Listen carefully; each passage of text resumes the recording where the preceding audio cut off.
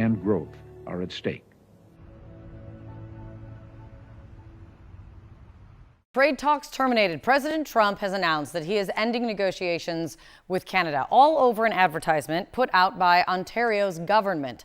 The ad uses the words from President Ronald Reagan in a 1987 address. When someone says, let's impose tariffs on foreign imports, it looks like they're doing the patriotic thing by protecting American products and jobs. And sometimes for a short while it works, but only for a short time. Essentially, in this post on True Social, he said that he believes that the ad was fake, that the message was fake. It is unclear what was misrepresented, because if you look at that speech, it was a radio address that Reagan gave in 1987. He gave it from Camp David. It is very much a full-throated defense of fair and open trade. You see, at first, when someone says, let's impose tariffs on foreign imports, it looks like they're doing the patriotic thing by protecting American products and jobs. And sometimes for a short while it works, but only for a short time. What eventually occurs is, first, homegrown industries start relying on government protection in the form of high tariffs.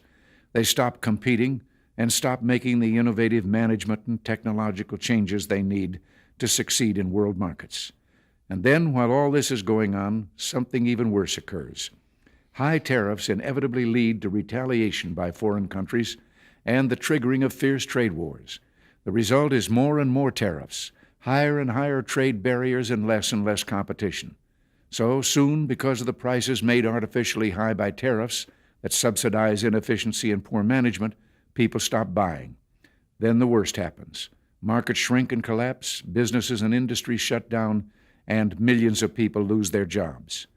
The memory of all this occurring back in the 30s made me determined when I came to Washington to spare the American people the protectionist legislation that destroys prosperity. For months, we have stressed the importance of distinguishing things we can control and things we can't control. We can't control the trade policy of the United States. We recognize that that policy has fundamentally changed from the policy in the 1980s, 1990s, 2000s. And it's a situation where the United States has tariffs against every one of their trading partners to different degrees. And it's in that context that our officials, my colleagues, have been working with their American colleagues on detailed, constructive negotiations, discussions on specific transactions, specific sectors, steel, aluminum, and energy, and a lot of progress has been made. And we stand ready to pick up on that progress and build on that progress when the Americans are ready to have those discussions, because it will be for the benefit of workers in the United States, workers in Canada, and families in both of our countries.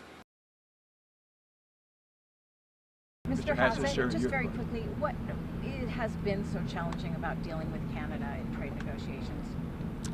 I guess the lack of flexibility, and also I would guess that leftover behaviors from like the Trudeau folks that can be very frustrating for people who are negotiating. Sir, two questions, if I may. I know you're going around here quickly. Yep. For just simply your assessment of the latest inflation numbers, CPI numbers, 3%. The inflation numbers were fantastic. 48 Bloomberg economists got it wrong. It was the core was down relative to August and down relative to expectation. And the top line number actually was inflated because there was a shutdown of a refinery in Indiana that made gas prices go up a lot in September, but we've seen those have already come down, so we're highly confident that the next number will even be below this. And that's really, it's important to think about the theory of why this happens. It's not just about the numbers, right? So what happened was we got the worst inflation spike that we've had in our lifetimes because President Biden and his team had runaway spending, runaway deficit spending. I'm here to tell you that we just ran the numbers getting the monthly Treasury statement, and the deficit this year is going to be about $600 billion lower than it was last year. And that $600 billion decline is about equal, $200 billion of it is lower discretionary spending. And so because of that, there's less inflationary force pushing prices up.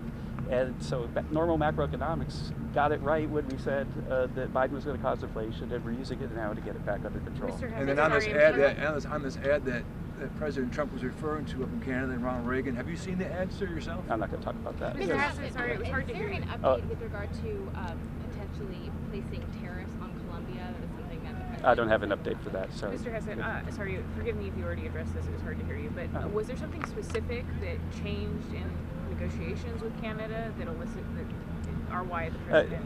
I'm not directly engaged in the negotiations, so you should talk with Jameson Greer, especially. He'll be the one who will update you on that. And then on the SNAP, if I could follow on the SNAP payments, are you expecting the administration to release any kind of funding for I think Russ Vogt will get back to you on that matter.